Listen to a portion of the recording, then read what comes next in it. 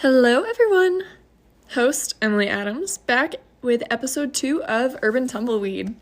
I am so stoked to have you all here with me, and a very warm welcome to all the newcomers. All right, last week we covered the scope of the definition of sustainability, and this week we are going to dive deeper into who the players are in this game of sustainability and life.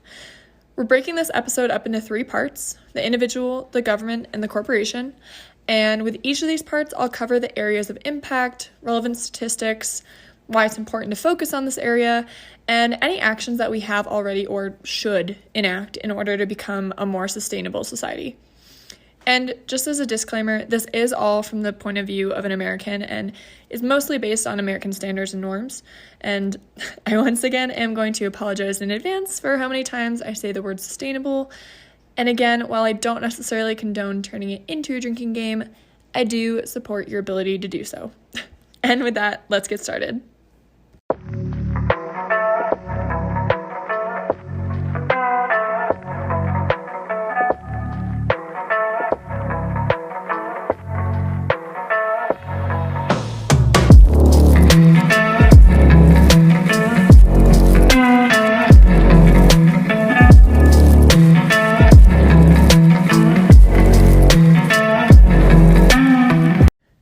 Individuals.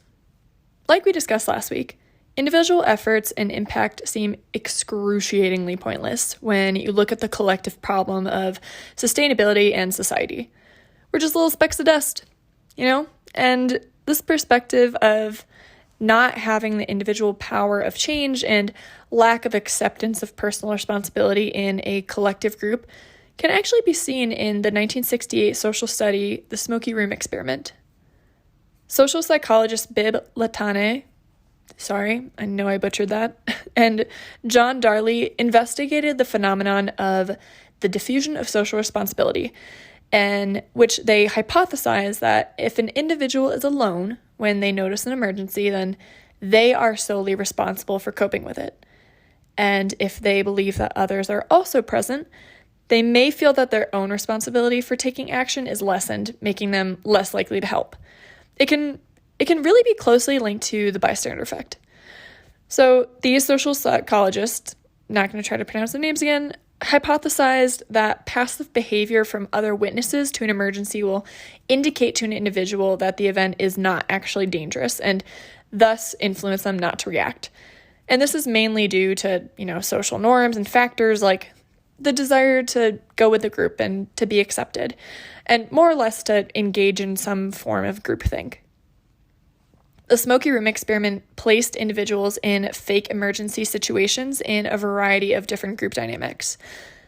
In one experiment, or actually all the experimental conditions, the subjects were asked to complete a survey in a room that slowly filled with smoke. Smoke was harmless, but the subjects were unaware of this, so they were fully believing that this was a genuine emergency situation. But in the first setting, subjects were alone in the room, and they were considerably more likely to report the smoke. 75% of the subjects in this setting reported the smoke to the experimenters within 6 minutes. Pretty solid percentage.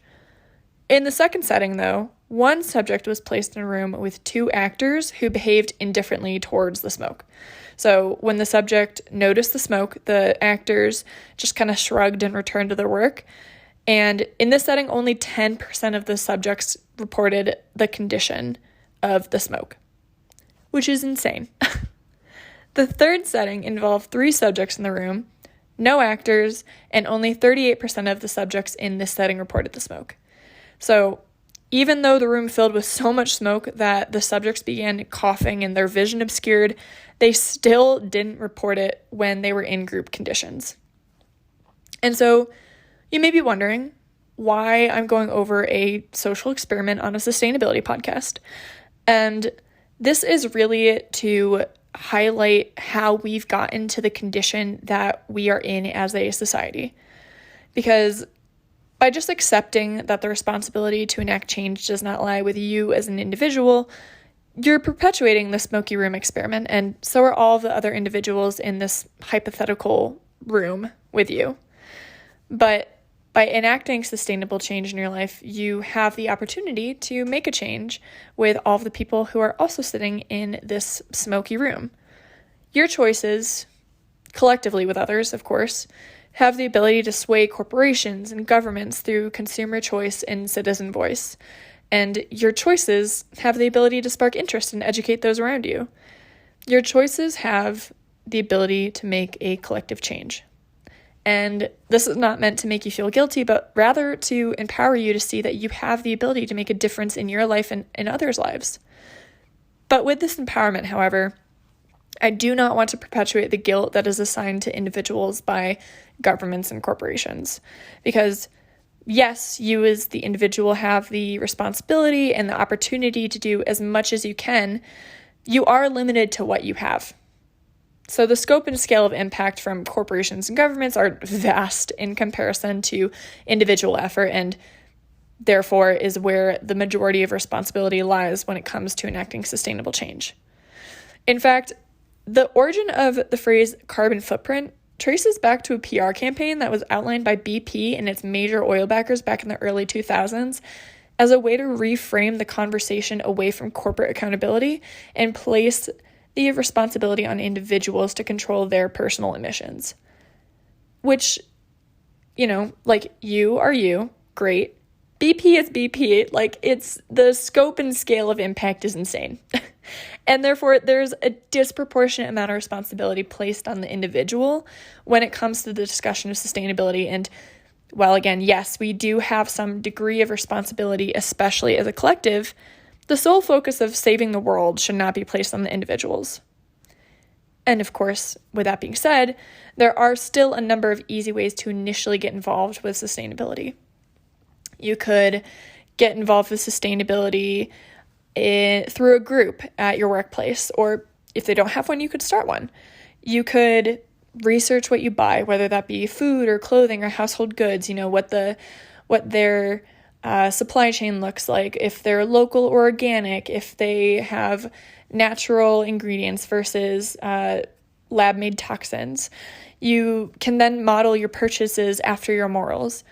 You could change your eating habits to include less meat and dairy. You could monitor your energy usage in your house. You could drive less, take more public transit. The possibilities are endless. And every minor decision that you make in favor of sustainability is impactful in its own way. And you, as an individual, have the ability to make positive change. And going into ways to get involved in sustainability on a personal level is, once again, a whole episode that I have planned out. But those are just quick little tidbits that are easy to get started in, relatively low lift, and you can start making those changes today. But okay, that was a lot. So let's take a quick breather before we jump into our big boys, governments and corporations.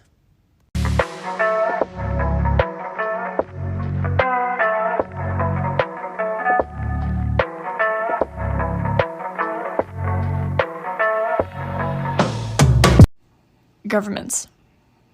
The least polarizing entity in modern-day society. Regardless of your political affiliation or your views on the efficacy of governments themselves, they do still play a major role in the local, national, and global context. At their ideal state, governments have the ability to enact quick and efficient change through policies, and these policies can be enforced. We could think of traffic laws as an example. The government has created a set of laws meant to keep us safe on the roads, and violators of these laws that endanger citizens are penalized on this basis. So if the government were to create policies that direct us to a more sustainable society, they would have the ability to enforce those policies and penalize entities that go against that sustainable progress. Governments also have the power to incentivize corporations to enact sustainable practices, such as tax breaks for renewable energy companies. So governments have the ability to enact global scale change, which is an appropriate amount considering the fact that sustainability concerns are global scale threats. But of course, this is all idyllic, and the government has a lot of internal and bureaucratic loopholes and issues that prevent these ideals from coming forth in a timely manner, as I'm sure we are all well familiar with. But even with the more realistic view of government actions and sustainability, there is still a lot of good that can come from these governing entities. The development of the EPA was a major step taken by the American government to start curating a sustainable nation. The United Nations Development Program, or the UNDP, that initiative develops resources related to impact management, intelligence, and just facilitation to accelerate investment towards the Sustainable Development Goals, or the SDGs. So governments recognizing sustainability and creating policies around it give the topic validity and staying power, which is so critical in its integration with society. And of course, with great power comes great responsibility. And as a representative from Greenpeace pointed out, government has presented climate change as a potential catastrophe. Yet, its statements about solutions and its actual policies do not match up to the story it tells. Mixed messages are highly damaging to public understanding, trust, and sense of personal capacity to act. And this communication can also be closely tied with the enablement of the smoky room experiment that we discussed a little bit ago. So they're great at communicating, but, they have to communicate it in a way that is beneficial for the sustainability goals that we have as a society. So governments do have the ability to make huge-scale positive change and the ability to assist in the education of sustainability, but there are considerable amounts of internal changes that need to be made and a recognition of power that needs to be had for them to truly be efficient and impactful. And, it's depressing because we as citizens trust our governments to have our best interests in mind, but I am confident that with consistent pressure from the collective of individuals, wow, what a good callback to the first episode, radical positive change can be made. And with that, for our last topic, corporations, let's take another quick break so we can get into it.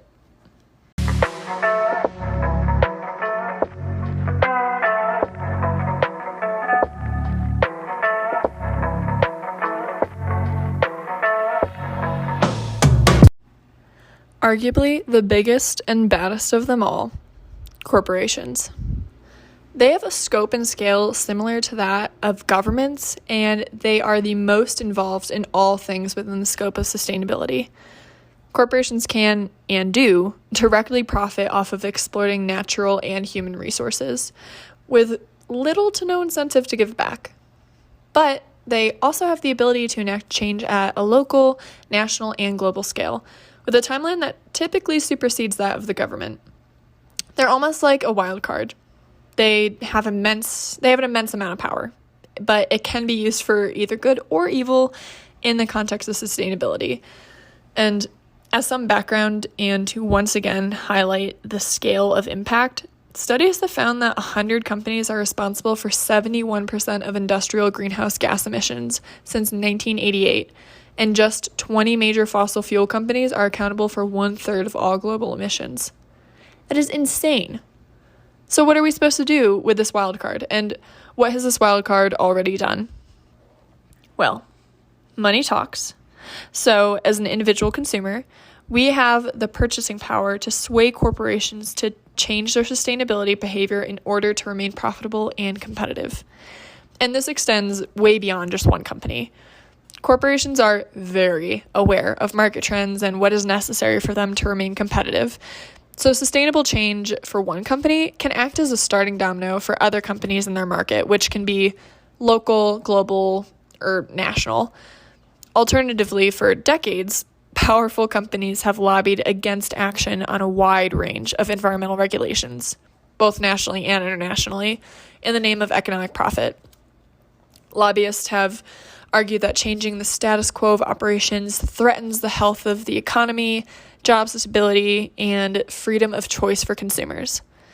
So the sway of sustainable purchasing habits can also be weaponized by corporations against consumers in the form of greenwashing and eco-capitalism, both topics that we'll cover in depth in another episode, which sucks.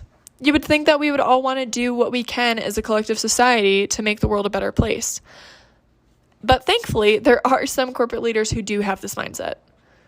To quote former Unilever CEO Paul Polman, "Sustainability makes good business sense, and We're all on the same team at the end of the day. That's the truth about the human condition. So there are a number of local and global corporations that have started to make the commitment to sustainability, and their actions have reflected this commitment. Microsoft, for example, has pledged to be carbon negative by 2030, meaning that they will remove more carbon from the environment than what they put out. Google runs its infrastructure 100% sustainably. Amazon has committed to its climate pledge and has committed $70 million for community commitments as a part of its $2 billion. I wish it was $20 billion. It's $2 billion initiative for sustainability. Starbucks aims to reduce its emissions by 50% and contribute 50% of its water intake for its products. Corporations have additionally created sustainability teams and organizations within their company, focusing on environmental and social responsibility. Companies that are serious about fully committing to sustainable practices have also adapted their business pillars to include sustainability as a foundational operating principle, which may initially seem like virtue signaling, but this holds corporations accountable to measure their success not only in terms of finances, but sustainable impact as well. And this can most easily be seen with companies that utilize the GRI standard or the Global Reporting Index, since it heavily emphasizes sustainability in the business complex. So now sustainability is ingrained in their success metrics and are a part of their bottom line, which encourages these companies to operate in a more sustainable manner, especially because, at this point, investors and backers can look at both their finances, their financial reports, as well as their sustainable impact reports. And they can utilize this to make investment decisions, and they can hold these companies accountable, which is awesome. And of course, I can't end the section without showing some love to the corporations who have pioneered this movement and have been committed to sustainability since the start. Companies like Patagonia and Dr. Bronner's are sustainable companies that can serve as models for other companies looking to transition into more sustainable corporations. And with that, I think I will stop inundating you with information. What I talk about is in no way even remotely exhaustive on this topic, and there are a plethora of nuances that have yet to be covered with each of these players. I think that's been the toughest part about creating episodes for this podcast, that there's just so much information that's important to understand to get the full context of the topics that we're covering, but it's nearly impossible to make it digestible for everyone. And speaking of, important to note, the sustainability is a long-term investment from all parties involved.